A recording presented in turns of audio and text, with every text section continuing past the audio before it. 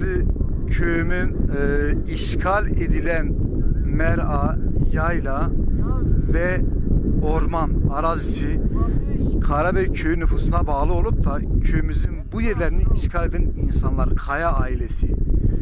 Bunlar 93'te kendi mezarları yakılınca burada 2 tane ahır vardı. Geldi burayı yerleşti ve ondan sonra burayı yerleşim alanına çevirdiler. Bir şekilde mezar kararı aldılar. Biz bu mezar kararını Van İdari Mahkeme'de bu kararı bozdurduk. Bu Danıştay'da bu karar onaylanmış.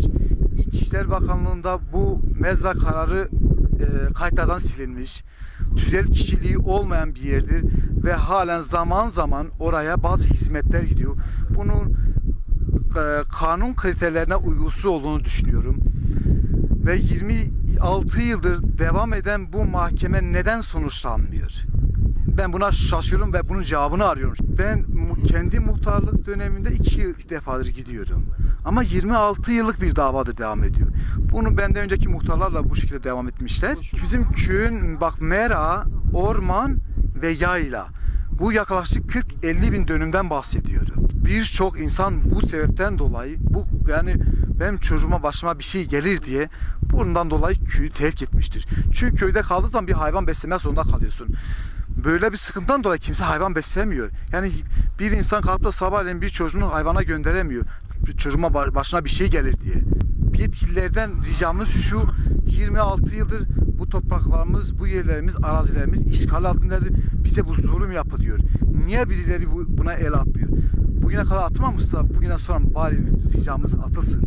Bu sorunumuz nasıl bir sonuç bekliyor? Yani bugün işgal edilen, elimizde alınan haklarımızın geri verilmesini, yani o meradır, ormandır, tekrar bize geri verilsin yani. İdaman köyünün orman arazisi, orman başlıyor. İdari sınırı içinde olan orman ve meradır.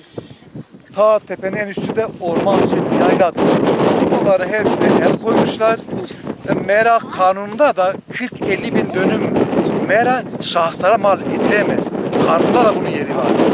Tüzel kişiliği de bunların yoktur.